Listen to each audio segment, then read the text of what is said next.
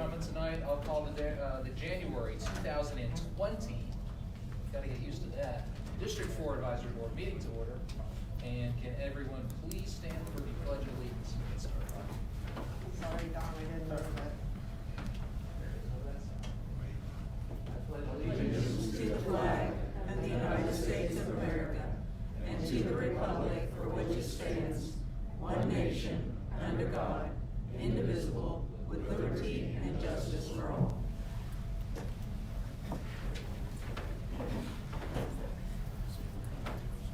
Okay, I know you all diligently went over the agenda for tonight, so can I get a motion and a second for approval of tonight's agenda? I make a motion. Motion from Kit, I'll second. second from Rebecca. All those in favor say aye. Aye. Opposed, same sign. Okay. And we have the minutes from last month's fantastic meeting. And can I get a motion and a second for the approval of those minutes? Make a motion to approve. Motion from Matt, I'll second. second from Stephanie. All those in favor say aye. Aye. Opposed, same sign. And moving on. Okay. Let's see, as everyone is making presentations as well as guests signed in tonight, if you're in the audience, we just like to get your name and address so we can give you valuable prizes. No, that's not true, but we like to know who's here. Anyway, I guess we will get on to staff reports from fire and police. So who's up first? Armstrong? No? Good evening. Hi there. Matt Schulte, Lieutenant Wichita Fire, over at Station 12 here. So our report for the month of December, since we're a month behind on everything, we had 483 total incidents in District 4, 32 fire alarms, 38 service calls, 413 medical calls. We also had 4 fires during that month. One on Sycamore, which was $15,000 worth of loss. One on the 17th of December, $5,000. One on the 22nd was $80,000, and then one on the 24th was $20,000 worth of loss. You know, as the holiday season, everybody's got lights, extension cords. We always try to remember unplug the extension cords when you leave home. It's kind of like with candles, don't leave them lit. You know, the extension cords are temporary. They're not meant to be plugged in year round or used 24/7. As long as it's plugged into the wall, there's electricity running through it, it's man-made, it's guaranteed to fail. So it's for your safety, you need to unplug those when you leave. Or at night, don't leave them plugged in, only leave your Christmas lights on. Hopefully everybody's turning theirs off. Christmas season's over. But the other thing that we're having issues with is a lot of grass fires right now. Remember, the grass is still dormant, so it's dead. So be really careful if you're burning limbs and stuff. Everybody's trying to get ready for spring and cleaning up their yards and burning that stuff. Make sure it's in an approved container with a spark arrestor on it. And you can burn that in the city if it's in an approved container. But if you're just doing it in a barrel, please don't. We're just making a lot of grass fires. We had one today out by Lake Afton that I'm starting to get away from them. But we know everybody's trying to get ready for spring. And I would stand for any questions if you have anything for me. So is our little metal fire pits that we bought at Home Depot for Christmas, are those approved? Those are approved, sir. Yes, if they're, you can buy them from Home Depot. It's just when you go out and build those great big fancy rock ones and they don't have a spark arrestor, not in the city. Okay. Okay? Any other questions for fire? Thank you, sir. Thank you. All right, it looks like police.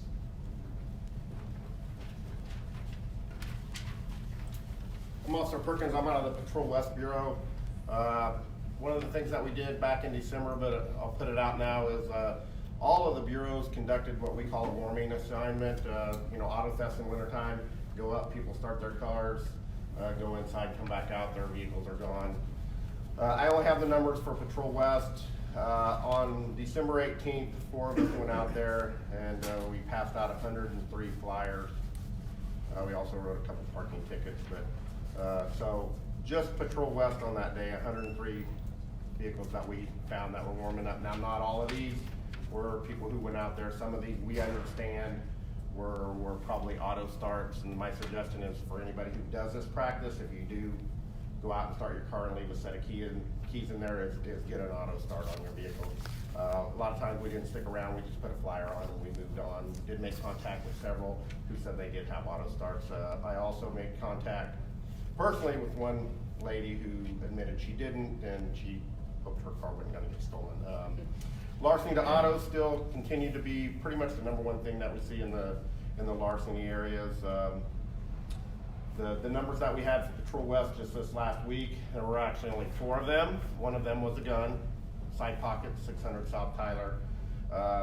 And one of them also, these generally always turn into more cases because, an example, still a purse, still a wallet. First place we go is to several locations and we use the credit cards that are in there in different ways. And so they always turn into other cases, not just, hey, I got my purse stolen. It's like you got your purse stolen and your credit card was used and other charges. So definitely don't leave anything in your vehicle, park where it's well lit. Main thing, lock your cars. We get ring videos for the police department and they're almost every single one, unless it's somebody taking tools out of the bed of a truck or something, the vehicles are unlocked. Just ongoing, I'm doing an ongoing school bus special assignment on Maze Road. It's basically from Kellogg to Pawnee in the mornings and the evenings, just various days, go out there and write citations. I don't know if I brought it up here in a DAB 4 in the past, but in September I did cite a school bus for driving past a stop school bus in the morning. So Patrol West, Patrol South, and at least Patrol East, we did Porch Pirate special assignment. Everybody probably knows what it is, but people stealing packages off porches. Obviously, it happens a lot in December. It happens throughout the year, but a lot of them in December. Patrol West arrested an individual riding away with a printer on a bicycle. That individual was arrested and property was returned. To the best of my knowledge, it was done on several days. Some of those days off were my days off, but I don't think that we had any other real incidents in the areas in Patrol West where we did those.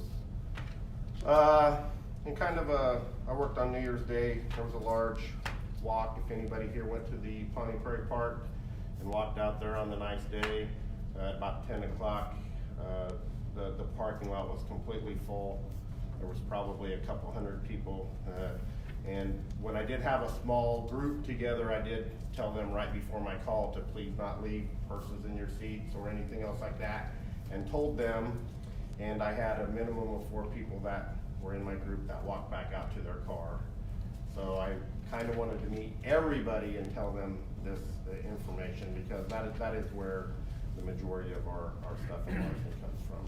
A lot of busted glass over there. Do they do a lot of smash and grabs in that parking lot? It's known for that.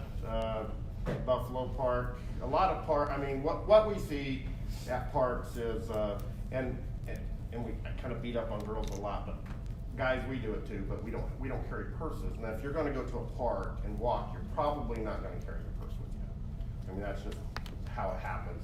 So sometimes individuals will sit in these parks. Happens at schools, happens at daycares, happens churches or anywhere. But as an example, and they'll see the individuals put their purse wherever they're gonna put it, and then they smash the window and then they go. You know, if you're in a park walking, don't wait until you get a long ways away. That gives them a lot of time while you're in there to go charge up these credit cards before you get home, because you probably left your cell phone in there, maybe, to cancel your credit cards. So, you know, pay attention to your surroundings, and if you're gonna go do that, my suggestion is always put your purse in your trunk if you have a vehicle that has a trunk, prior to wherever your location is going to be. If you get stopped by law enforcement for whatever reason, tell them, hey, my purse is in the trunk. And if they question why is your purse in the trunk, just tell them, you know, I'm going to some location and I'm gonna end up there and I'm not gonna take my purse with me. And I don't want a bad guy to see me put my purse in my trunk when I get there. But you know, if you're gonna do that, that's my suggestion. Put it in your trunk prior to your end location or end result. So, but yes, that is a location that's known for that. Both sides of the park? Mainly the 2625, the Tyler side, Tyler side? is mostly known for it. Yeah, I mean, I'll drive through there, I'll see broken glass occasionally, so, but that's where it's most of it. So, any questions? The Ys are having a problem with people breaking into cars. They're So, taking stuff out. People leave their stuff when they go work out. Right. Another prime example, she said that the Ys, you know, we get them, sometimes people come in, they'll put their stuff in their locker without a lock and that disappears out of there also. But you know, if you don't want it, so, yeah, you know, pay attention to your location. This is the thing. So, right, thank you. Thank you.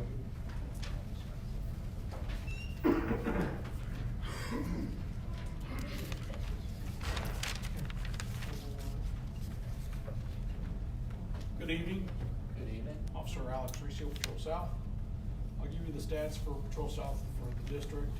We had 9 burglaries to a resident, 2 non-residential burglaries, 3 robberies, 15 auto thefts, and 22 larceny from autos.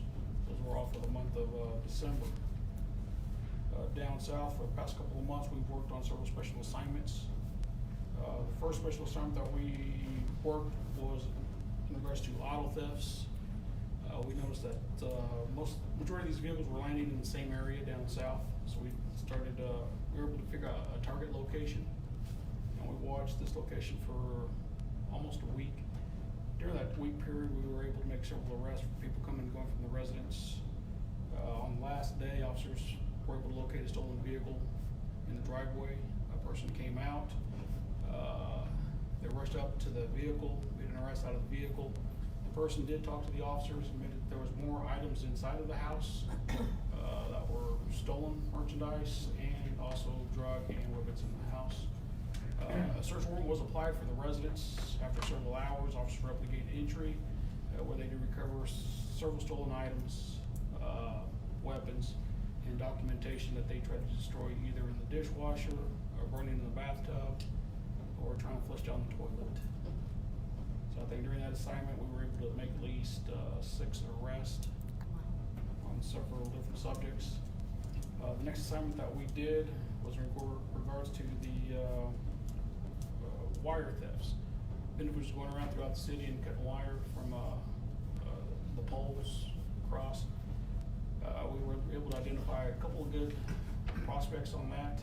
During that assignment, we did make a couple of arrests, really not related to the wire theft, but people acting suspicious in the areas that we were looking for this type of activity. And then the last one that we did was the porch pirate special assignment we did down south. We did team up with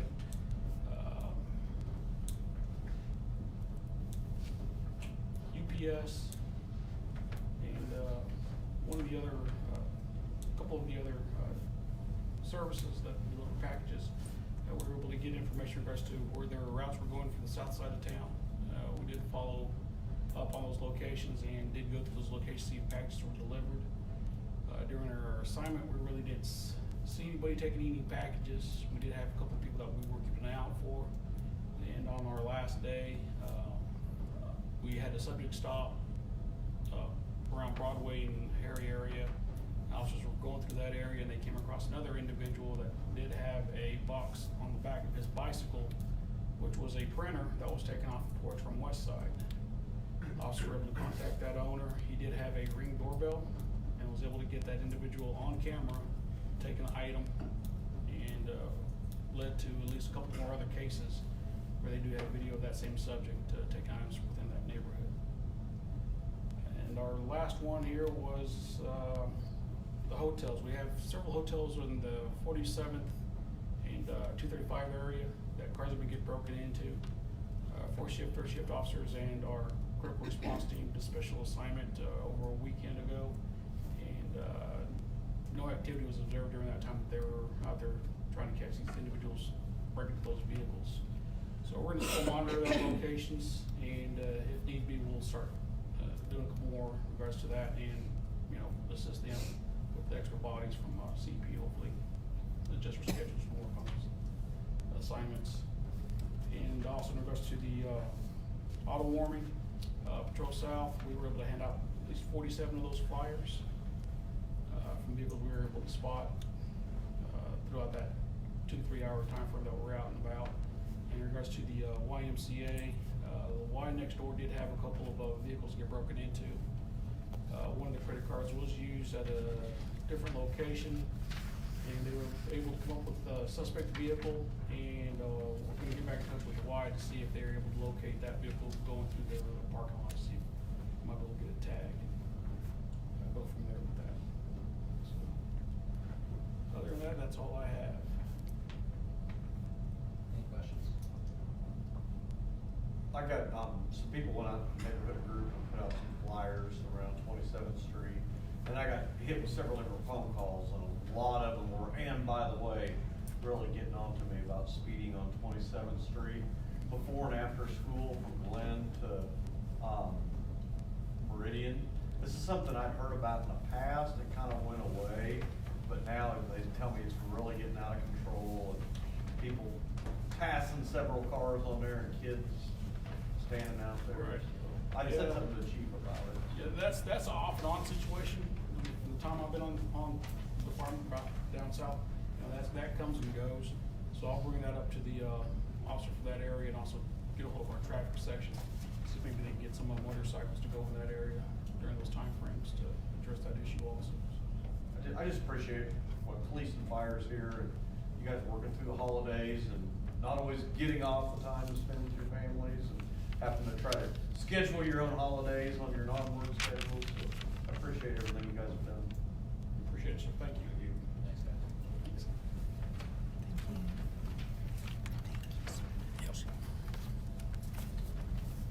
Alrighty. And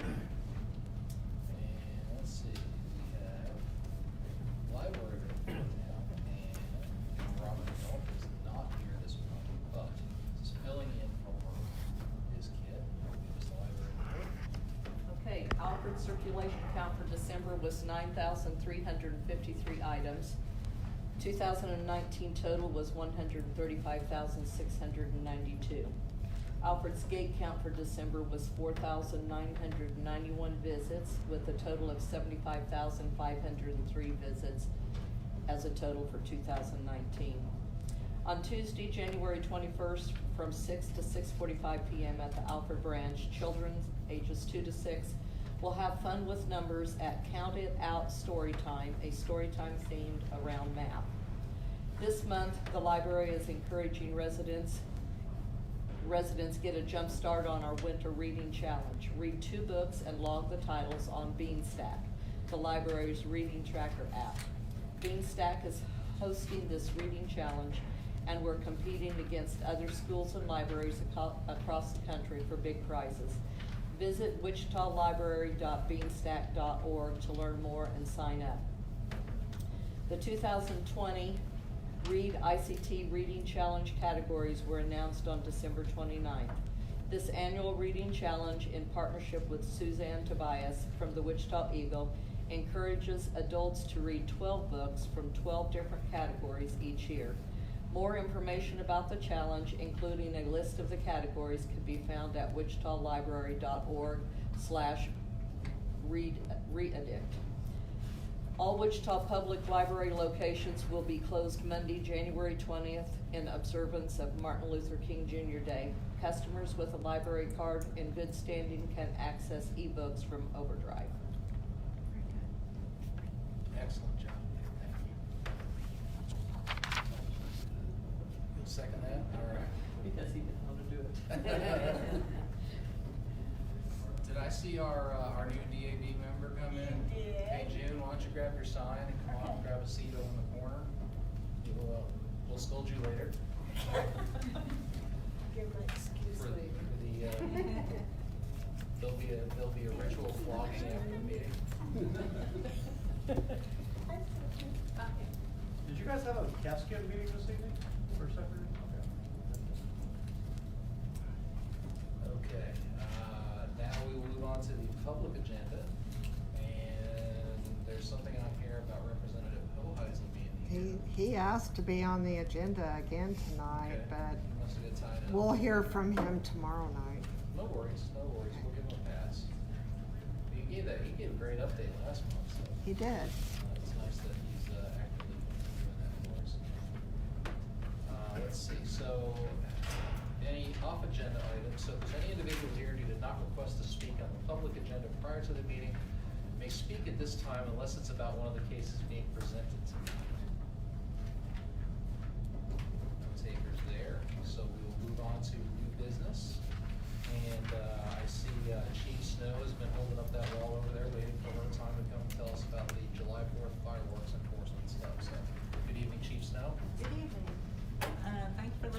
talk to you.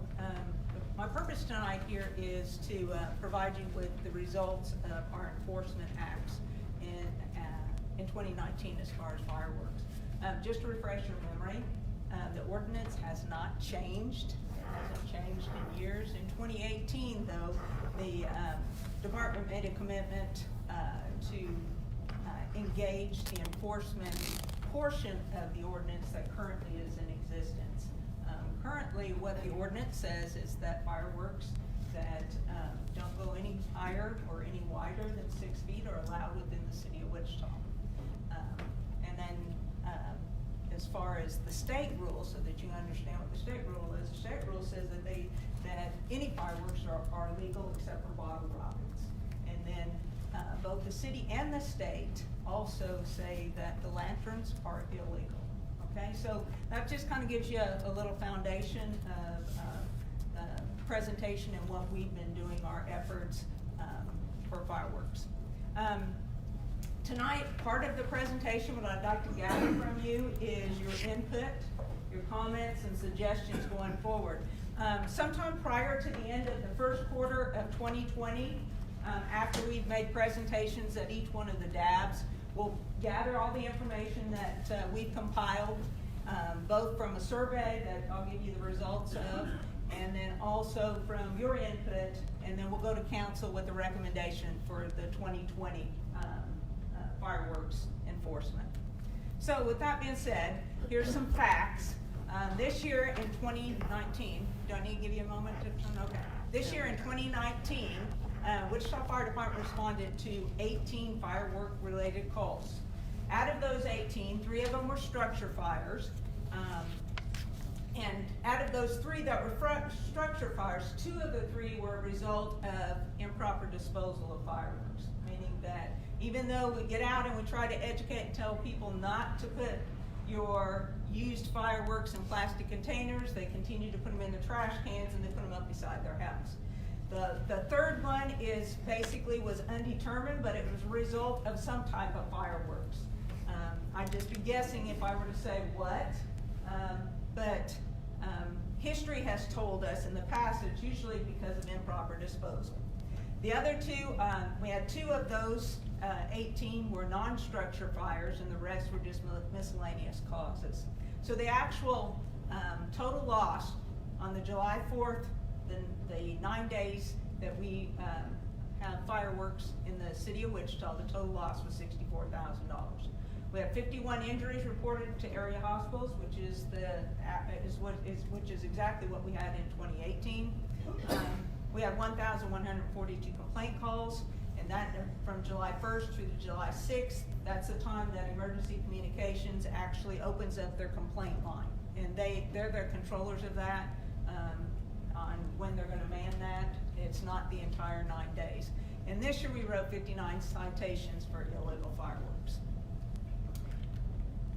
So this kind of just gives you a breakdown of the comparison between 2018, and it even goes clear back to 2016, kind of gives you the fire losses. One of the things I will note on 2018, it was outside the timeline by a couple of hours, was in 2018 is where we had the incident in which a neighbor decided to shoot a bottle rocket off, which is illegal both in the state and the city.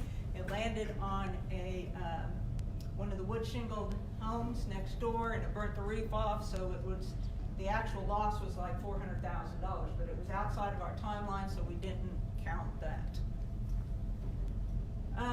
And yes, the one that says a vehicle boat, we did have a boat on fire this year due to fireworks. We had children inside a boat playing with fireworks and caught the boat on fire.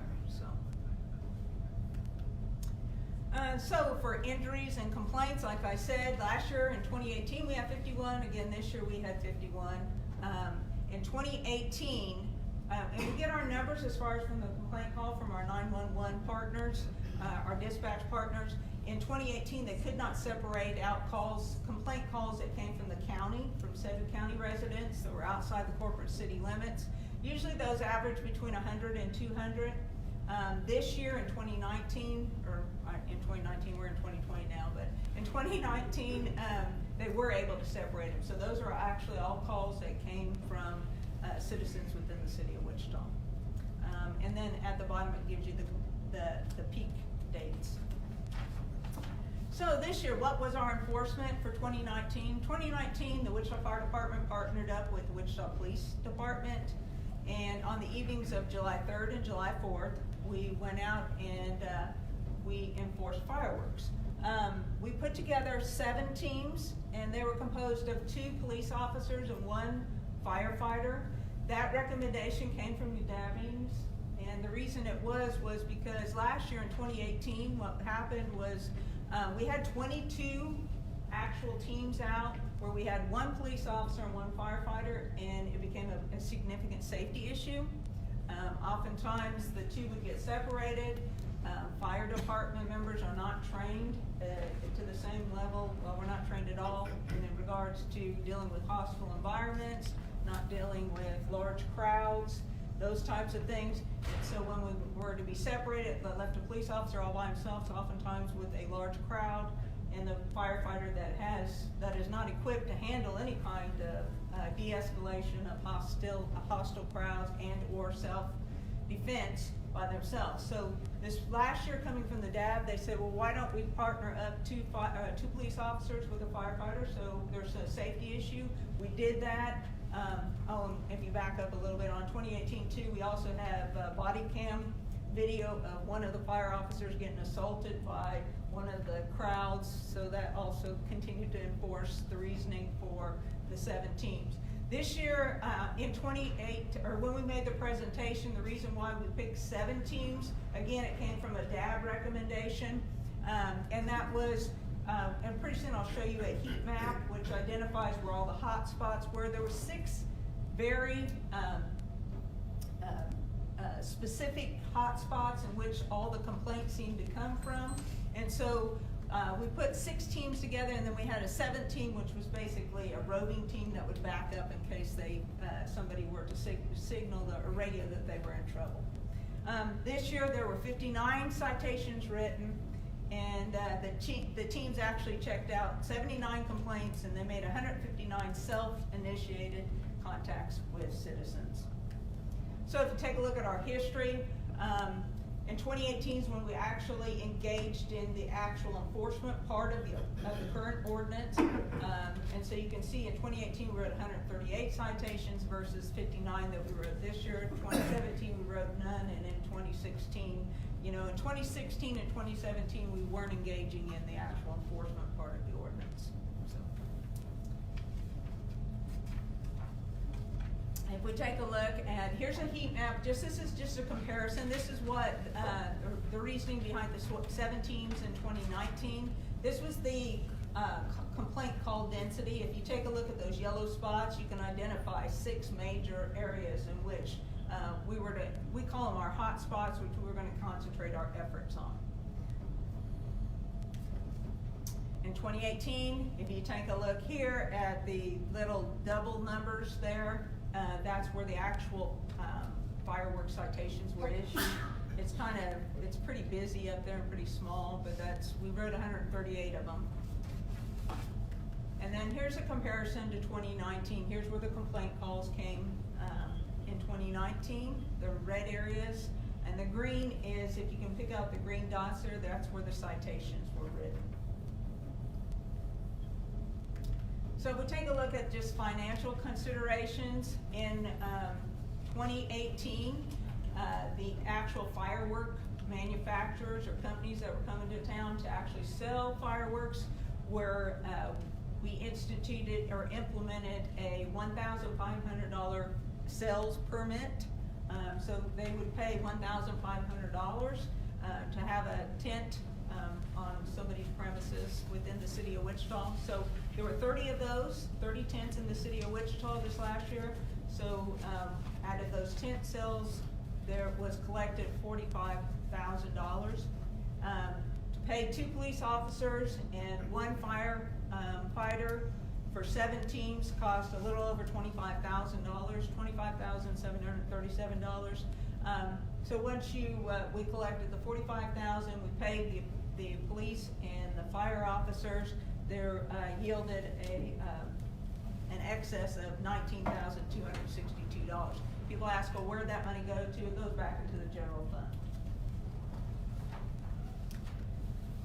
In November, from November 5th to November 30th, we got out and we tried to provide some documentation and some advertisements, some media bliss, and to gather some information from the general citizen. Because when we go to DABs, we don't get everybody. Some people can't make it to a DAB meeting for whatever reason, so we thought we'd give another opportunity to try to gather some information. So what I'm going to present to you in the next few minutes is the actual results of those survey. One of the things that I can say in regards to this is we had about 5,300 responses to that survey, and those of you that are familiar with surveys that City of Wichita usually implements, that is excellent response. Back in 2014, when we did the Active Wichita, there was only 576, and at the time we were getting kudos for having 576 respondents to the fireworks. So now, if you take a look at up over 5,000, that's we feel very good about the number of people that respond. If you look at that in a big perspective, though, you know, when you have 380,000, a population of 380,000, you know, 5,000 is just a small number. So, if you take a look at the actual survey here, what we did was just picked out some that we thought was kind of prevalent. I do have slides at the very end that show all 11 questions. The survey consisted of 11 questions. This is one of the questions. Do you believe the Wichita City Council should make additional changes to the fireworks ordinance? If you look over here, 72% of the people that responded said yes. Go to the next slide.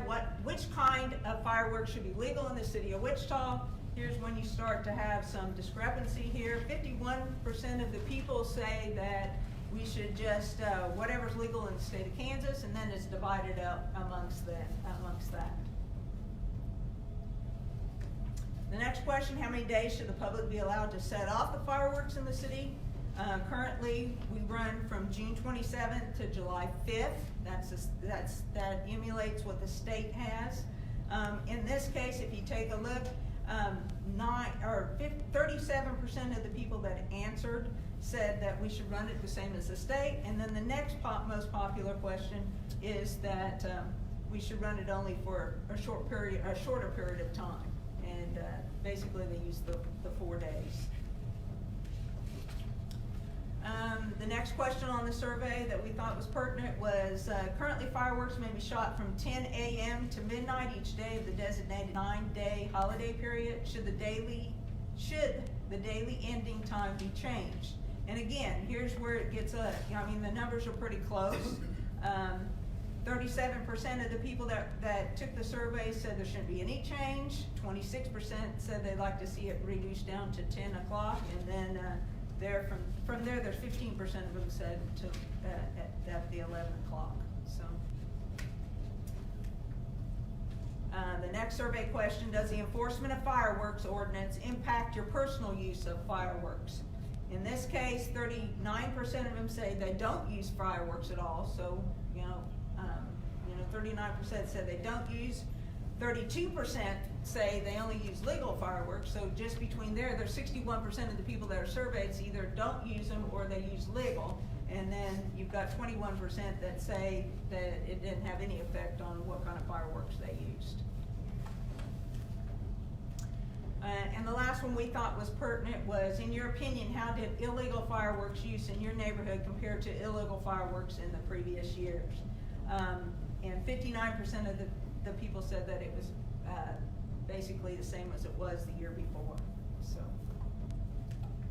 just in summary then, over 72% of the respondents felt that change should be made to the ordinance. 51% thought the city should allow the fireworks that are legal in the state, while 24% want to keep what's currently allowed, and 19% want to ban all fireworks. Many opinions on the change of times and days when fireworks use would be allowed, but the status quo led the responses. And then 59% of the respondents felt illegal fireworks use was about the same in 2019 as it was in 2018. So with that, I'll stand for questions, and I do have the other 5 survey questions if you want them. Becky also has a copy of the PowerPoint that we can make sure that each one of you get. It does have the other 5 questions on it. Like I said, what we want is your input. If you have suggestions or comments or ideas, I would ask that if you have access to email, we have a Wichita Fire at wichita.gov. I would love to hear your suggestions, your comments, and any input that you have for us. It's Wichita Fire at wichita.gov. Pretty easy. Okay, so with that, then I stand for questions. Questions from the board? Yes? I noticed in 2016, it seemed like there was a substantial less number of incidents. Is that maybe weather related, or is there another reason in 2016? I would just be guessing, because I'm not for sure, back in 2016. I mean, it wasn't there a big spike in 2017 that kind of started all this? Yeah, there was, in 2017, what started the whole thing was, I think people got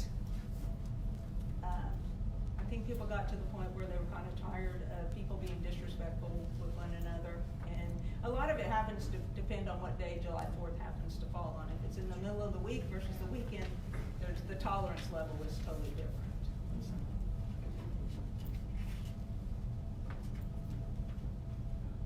Chief Snow, I mean, just looking through that presentation, and I didn't see any hard conclusions to draw out of that. Maybe I'm missing something, but the data seems kind of sporadic and nothing really proving one way or another. It's Exactly, sorry. Okay, and I'm not throwing shade, but that is what No, it is. and I'm not here to give you my opinion, but what I am here to tell you is, from my experience with fireworks, you got 50% of the people that love them and 50% of the people that hate them. So what's gonna happen, and I really feel very sorry for council when they have to make a decision, because they're gonna make 50% of the people happy, and the other 50% of the people they're not gonna make so happy. It's basically a split. The problem is that we sit right in the middle of the county, and the county surrounds us, and the county allows everything. So virtually, you can step across the street, walk across the street, and go purchase fireworks that fall within the state regulation, walk back across the street, and then blow them up. So, that's the facts.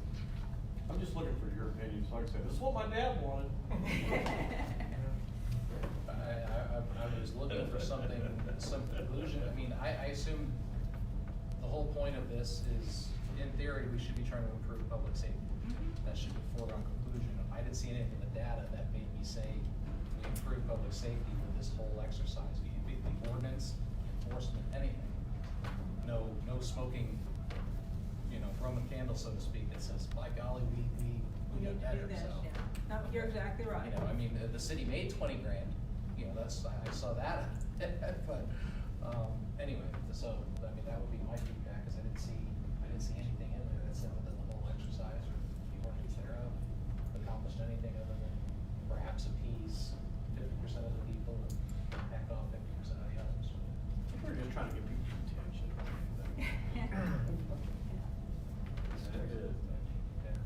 Well, thank you Any very comments much. from the public before Chief Snow departs?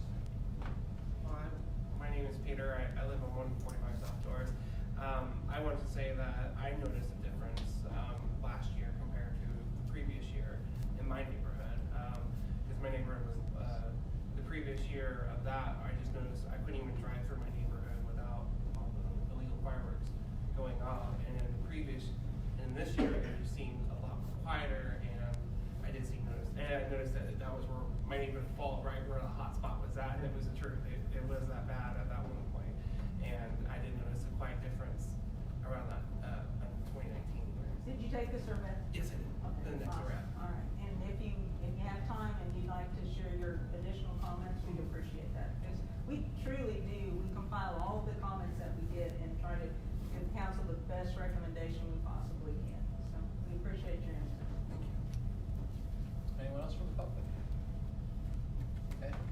Great, Chief. Thank you. Thank you so much for your presentation.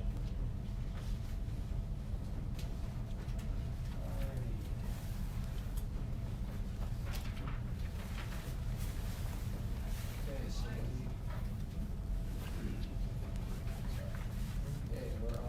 zoning cases. Matt Williams with MAP will be presenting three separate, there you are, right there. 3 cases tonight. Yeah, good evening, Matt Williams with planning staff. The first case we have tonight is Con 2019-54. This is a conditional use for an electric substation expansion. This is located southeast of South Seneca and West Pawnee. The site is zoned SF5 single family. An electrical substation is classified in the zoning code as a utility major. And for those to be permitted in SF5, we need to get a conditional use. The purpose of this application was to allow Evergy to expand that Seneca substation to the east, an expansion that would hopefully provide better service and more reliable service to the area. Currently, the substation is surrounded by a chain link fence.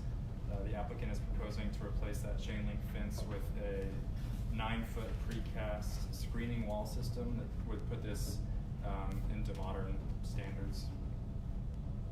The applicant is also proposing to replace the gravel drive on the west side of the site with a 20-foot concrete access drive that enters through a 20-foot gate. The surrounding site is a mix of single and multifamily residential. The comprehensive plan identifies the site as industrial since it's been industrial for a while, and staff sees that this is just an expansion of the existing substation and really just bringing it into a line with current standards. Planning staff recommends that the request be approved according to the conditions in the staff report. Be happy to answer any questions. Questions from the board? I guess my only question would be, was there any objections from the neighborhood? Like violations there? This goes to planning commission this week, but I haven't gotten any phone calls, anything like that. Any questions from the public on this one? Okay. Can I get a motion from the board? I'll make a motion to approve. Motion from Don for approval? I'll second. Second. Dave, all those in favor say aye. Aye. Opposed, same sign. Motion passes.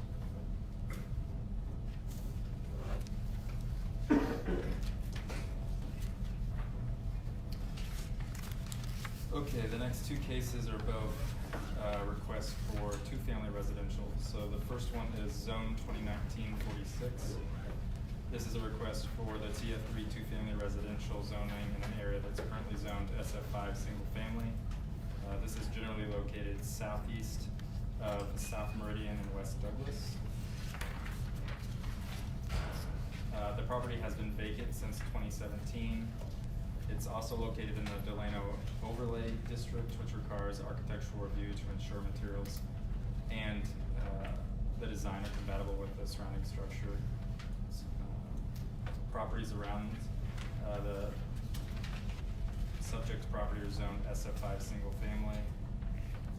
The comprehensive plan identifies the site as being in the established central area and the urban infill area. The uses that are kind of envisioned for those areas include duplexes. So staff is recommending approval of this request. Be happy to answer any questions on this.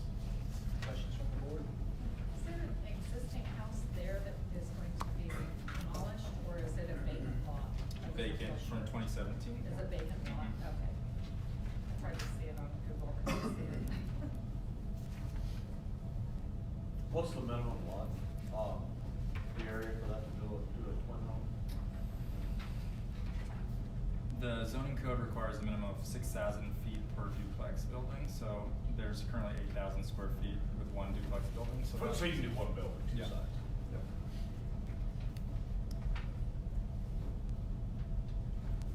Other questions from the board? Is it still gonna allow for off-street parking?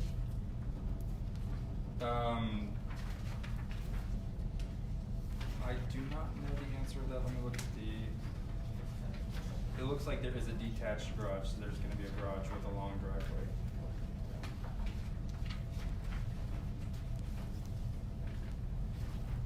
Members of the public? Questions from the public on this one? Any objections filed from neighbors?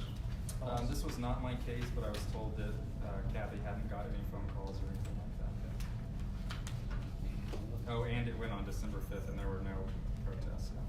Motion from the board to approve. Motion to approve. Second. Okay. From Walke, and second from Rebecca. All those in favor say aye. Aye. Pose same sign. Carries. Okay, the last case is Zone 2019-47. This is also a request for a two-family residential TF3 in an area that's currently zoned SF5 single family. It's generally located northeast of West Pawnee and south 135th. The applicant is requesting the rezoning of 17.8 acres of Turkey Creek 3rd Edition. The applicant has indicated that he's also going to replat so that the plat is in line with this new zoning. The property is currently undeveloped, so this is a new neighborhood that was zoned for SF5, but now they're rezoning it. The surrounding area is mostly undeveloped with a mix of single-family zoning. The Turkey Creek 3rd Edition was platted in February of 2007. And this also had no phone calls and no issues at Planning Commission, and staff recommends approval of this request. Didn't we do like 20 acres last year in the same edition, or is this different, or same request, or? The agent might know that. Yeah, tell me, what would we, I thought we did this like last March or April. So the northern property line of the Turkey Creek development, between 119th and 135th, is the south line of the railroad tracks, the rails to trails. Right along there, we had about 16 to 18 acres of duplex zoning, because there is a substation in that northwest corner, and then there was apartments on the other side of that old rail corridor. Mr. Kelsey is going to, if this zoning case gets approved, we're going to go back and down zone that northern band that we did last year from TF3 to SF5. We're basically moving that area to the south along around the commercial at the corner of Pawnee and 135th, and then we'll down zone that we just got done zoning to TF3 last year. You're correct. So it won't be both? It will not be both. Correct.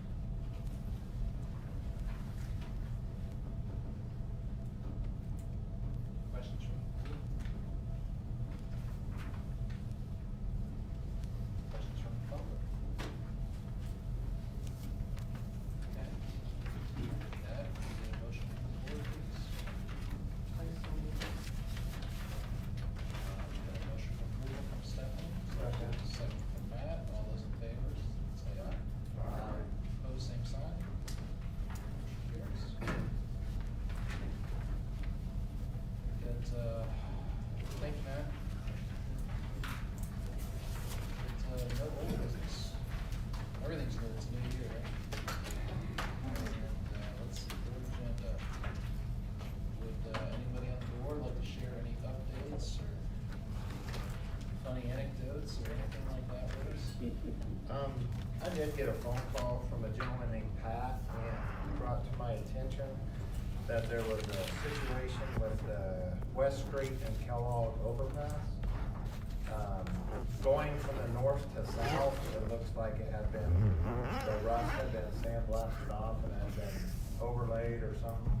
But the south going north, it's all rusted. Do you know if they were still working on any of that kind of stuff? Because three of the columns are completely restored, and 3 of them, so if you go north to south, you won't see it. If you go from south to north, you can see it. Is that KDOT maintenance, Becky? On West or? On West Street, but it's the Kellogg overpass. Ooh. Cause I've had issues I'm not before with sure. rusting on Ridge Road by the airport. It's always been KDOT. That's KDOT there, yeah. So they did all. We'll look into this and try to find out. Okay. There used to be a tomato plant growing from that. There's a stoplight and the sale of tomatoes hanging from. But everything there's been redone. They put lights down there. Yeah, It it's looks nice. really nice, but like I said, 3 of them look great. The other 3 are, looks like they're still doing a little bit of construction down there, so I just was gonna get back and let them know. I'm gonna keep pushing to try to get, I know it's different to cosmetic, we've gotta get these lights. I mean, that's what's, I've requested, I always try to get them to do the speed enforcement where the high accident areas were. Well, they went over there and did them on Ridge Road. They wrote 47 tickets right there at Ridge Road and Kellogg getting on and off. It is the lights. They are not synchronized. Everybody ends up, they're either gonna get held back and sticking out in the lane, or they're rushing a yellow light. I'm meeting with Public Works again in the morning, and I'm gonna continue that until we slowly start working on some of these, because that's what's causing your accidents. It's really dangerous. It is. It- Sure. That's the map, just showing what's going and stuff. I do have a quick bridge up. So West Street, south of Kellogg, I know that they're already starting to move some utilities, and can you explain kind of like the progression of that West Street? Cause it's my understanding it's gonna go from Kellogg south, all the way to Pawnee. Is that the run they're gonna make now? That's what we're working on, the expansion. Still want it to continue to go further south, and still gotta figure out what we're gonna do at the intersection of Cape Wood too as well. And Pawnee? Yeah, cause we have quite a few cities, they travel down there. Right. And, I know that they put that temporary stoplight just right there before you get to Harry Street. I don't know if that's a timing issue as well, but it starts to back up traffic. Shows you how slow things work. This is what I worked on 5 years ago to get that money into West Street. We're just now seeing if it works. I didn't know, do they have a timeframe of what the completion of at least the section they're working on now is? I don't know the exact timeline. Well, You probably the last I knew that they should actually start doing the street widening, the end of summer, maybe even fall. And I was hoping that they would start the 1st of summer, but Public Works isn't sure if all the utilities will be moved by then, so. But I do have a question. So, right there at West Street in May, when you turn back south, there's a giant median right there. And so there's a lot of truck traffic that's to swing out on West Street to clear that right-hand turn lane. And I didn't know if that was gonna be part of, Yeah. they're gonna get rid of that during that expansion, because it is, we have a lot of our trucks for my company go in and out of that West Street in May. And it's a real pain in the behind to get in. Yeah, that's actually, I think those plans are online under the upcoming, the project assignments, so I can send you that link. Yeah, if you would mind, please. Okay. That'd be great. I just say 2020, things are getting pretty busy for council already. We've got a lot of big things coming up. We've got the baseball stadium opening up soon, and the conversations with Century 2 are panning up, and you've got a group of people that have, I felt like they've strong-armed this process a little bit, but, we'll see what the folks want, and it looks like they're trying to schedule to lock us down in March or April to do something. I still, from what I've seen so far, I'm a little disappointed. I'm really disappointed that I don't think we've taken enough of a look at Century 2 and repurposement opportunities and the kind of price tag that's behind this. I mean, I wish we'd just slow it up a little bit. I think we're getting a little too fast, but I continue to want to hear from everybody and want to know what everybody else's thoughts are. My major concern now is preservation of the current building and how we go forward with this and how we'd end up bringing in the money to even make this work. Even if, we go through philanthropy and somebody makes a donation to build the building, I think the city's still writing a check at the end of the year every year to make the thing work. So I just hope that the people's voice is heard, and this isn't another thing, but there's only one group out there promoting it, and everybody kind of just falls in line. Kind of like the roadway at the stadium. I mean, I think we all talked about that at the DAB, and we were assured that they were gonna keep McLean open. And they didn't. McLean? Yeah, so. Well, it'll still be. Well, yeah, I think we talked about it at the DAB to keep it 4-lane. Right. And they assured us they'd go back and look at that. Right. And then they went on with the original plan. I'm a little nervous right now if we're gonna, we've already agreed we're gonna squeeze that down to 2 lane. Now, how in the heck can we squeeze Douglas down to two-lane as well, because that's gonna cause a lot of issues for folks going to West Michigan, I think. And I think Eastsiders are gonna use, Seneca as well to get in and out of the ballpark. I think that'll be the major apron for the ballpark, so you start narrowing all the streets around. Has there been a traffic study done at Kellogg and Seneca, Maple and Douglas? Because there are certain times during the day, you can almost not get out of that area. Yeah. You have Franklin University, you have Allison Middle School, you have Franklin Elementary, you have everybody from the Delano district that are trying to leave at a certain time.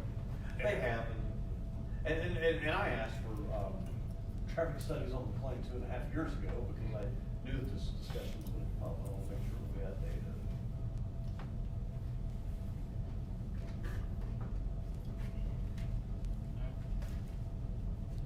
Anything else from the board?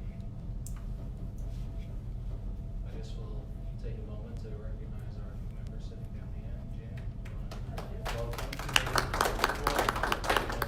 Give us the 30-second elevator speech on where you live and all that kind of stuff.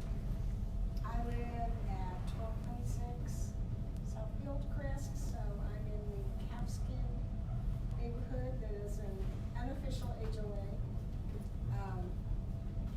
And I come in contact with Becky a lot because I write a newsletter and I get hers and she gets mine and we talk back and forth and, so I'm always interested in what's going on. So I think I'll enjoy this, getting in on the groundwork. And you guys have a good group, and Gaskin's really good about communicating to the area. I know all the council members do their dabs a little bit different. I have tried to do mine to where we're geographically aligned, just because we are such a big district. I wanna make sure, we're going from Auburn Hills to Gaskin to Midtown, I think we're pretty reflective of that right now. I can't think of it. I think maybe, we don't have anybody around 47th Street. I think that was one we tried to fill before, but other than that area, I think we're pretty much about the district. But you go as far as We go from suburban Hayesville. Yeah, we go from the river to Goddard, and then Douglas, and then it goes down to Maple, west of Town West, and it goes, we butt up to Goddard city limits and Hayesville city limits both. Just down 47th Street, how far east do you go there? It's kind of hodgepodgey around Broadway a little bit. It goes through the river and it cuts back to Broadway, yeah. But it's not Broadway all the way. Okay, well, I know somebody in that neighborhood, and maybe I can convince her to take my seat when it's Okay. available. Yeah, we need somebody from that area. That's tough to think about, Don. I don't know this board without Don, so. How long have you served on? It's quickly approaching 8 years. Wow. Anyway. Yeah, and I must admit, I've learned a lot, and I will miss it. At the same time, it is something that you have to set time apart for, and when I got my coat and hat on tonight, my wife said, "Where are you going?" But, I think that people need to get more involved, and at least this has allowed me some involvement. That's a good time. So what do we need to do to support you, Councilman, for 2020? What's going on? I just want feedback from the district, whether it's you, whether it's your neighbors, whether it's,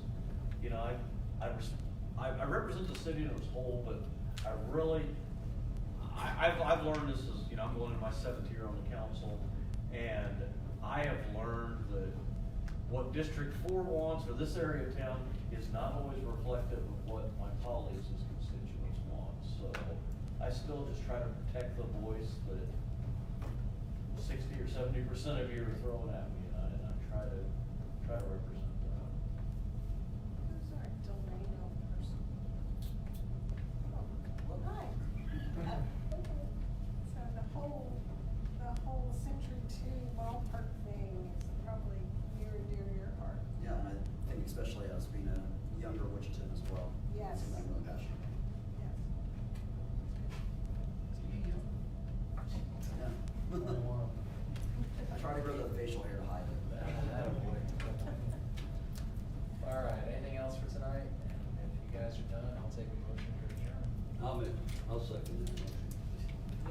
Thank you, Nate, second. I'll second. I'll do either one. John and Matt, whatever order you want to put that. What he said. All right, we are adjourned.